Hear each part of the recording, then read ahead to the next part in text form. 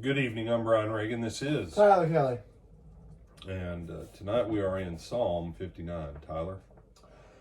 Deliver me from my enemies, O my God. Protect me from those who rise up against me. Deliver me from those who work evil. From the bloodthirsty save me. Even now they lie in wait for my life. The mighty stir up strife against me. For no transgression or sin of mine, O Lord, for no fault of mine, they run and make ready. Rouse yourself, come to my help and see. You, Lord God of hosts, are God of Israel. Awake to punish all the nations. Spare none of those who treacherously plot evil. Selah. Each evening they come back, howling like dogs and prowling about the city. There they are, bellowing with their mouths, with sharp words on their lips, for who they think will hear us. But you laugh at them, O Lord. You hold all the nations in derision. O my strength, I will watch for you, O God, are my fortress. My God in his steadfast love will meet me. My God will let me look in triumph on my enemies. Not kill them, or my people may forget. Make them totter by your power, and bring them down. O Lord, our shield, for the sin of their mouths, the words of their lips, let them be trapped in their pride. For the cursing and lies that they utter, consume them in wrath. Consume them until they are no more.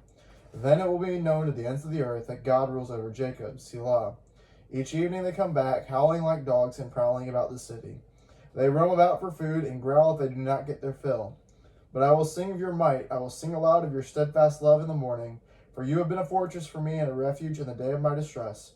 O my strength, I will sing praises to you, for you, O God, are my fortress, the God who shows me steadfast love. This is a fascinating psalm. It's as true today as it was when it was originally sung, when it was originally composed, inspired. Because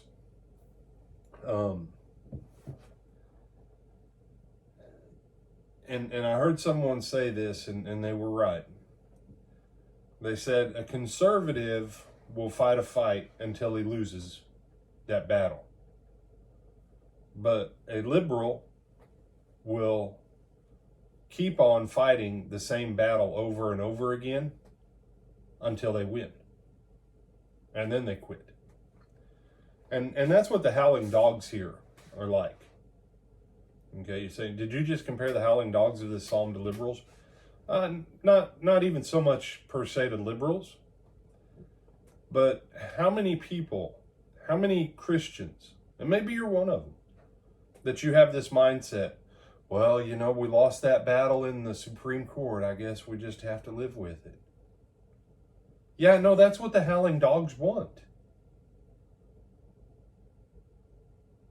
You can't let the howling dogs. You have to keep fighting the howling dogs. You have to beat them back. You have to chase them back out into the woods. Now, Tyler, how do we fight howling dogs in our day and time? In David's day and time, he's talking about people, and as a king, he could have just gone on ahead and had his men go around and start rounding up people and killing them. But then that would have made him a what? Mean, nasty king. Yeah, also known as a tyrant or dictator type of king. Mm-hmm. A bloodthirsty king. Well, that wasn't his goal, you know. It's a really bad day. You know that you don't have very much power as a ruler when the only way you can keep it is by killing your citizens. You know? So yeah, David could have done that. But how do we fight our battles, Tyler? Do you remember what Paul wrote to the Corinthian church about how we wage our warfare?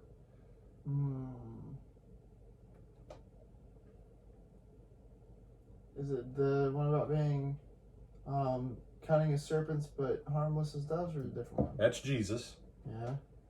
Now, Paul says to us, for the weapons of our warfare are not carnal, Right. but they are mighty.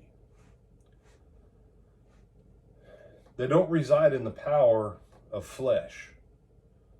A strong hand in the ancient world that could hold a sword and hold a shield, your army's going to win the day. But as Christians, and that's what you need to understand, Paul writes that to a church that was in the Achaean Peninsula, aka Greece, home of Athens and Sparta. These people knew what he meant. Because at some point the weapon, the strength of flesh will fail you. if for no other reason than you get too old. I don't care how skilled you are. At 104, you're not going to beat the guy who's 40. Not happening. Okay?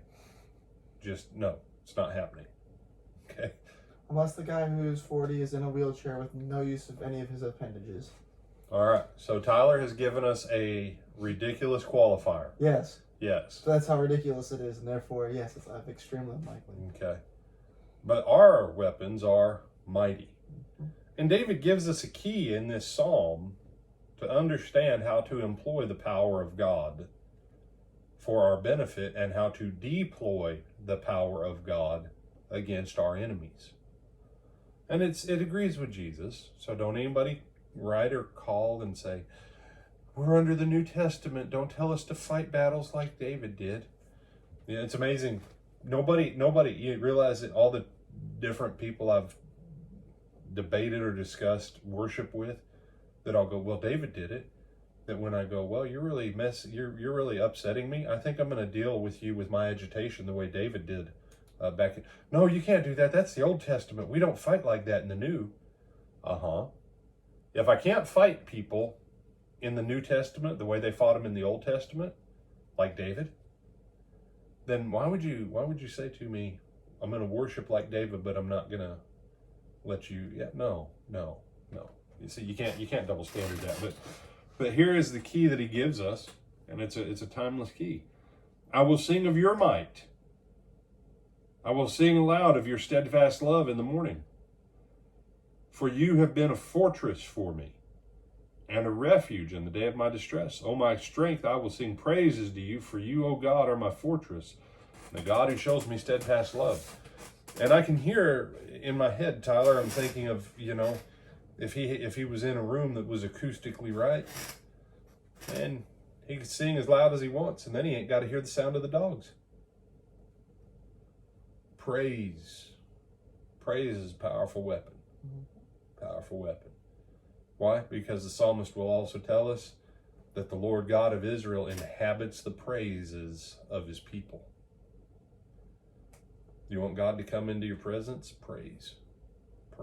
Prayer, you go into his presence. Praise, he comes into ours. You have some other thoughts on this one? No, sir. With that, we bid you good evening.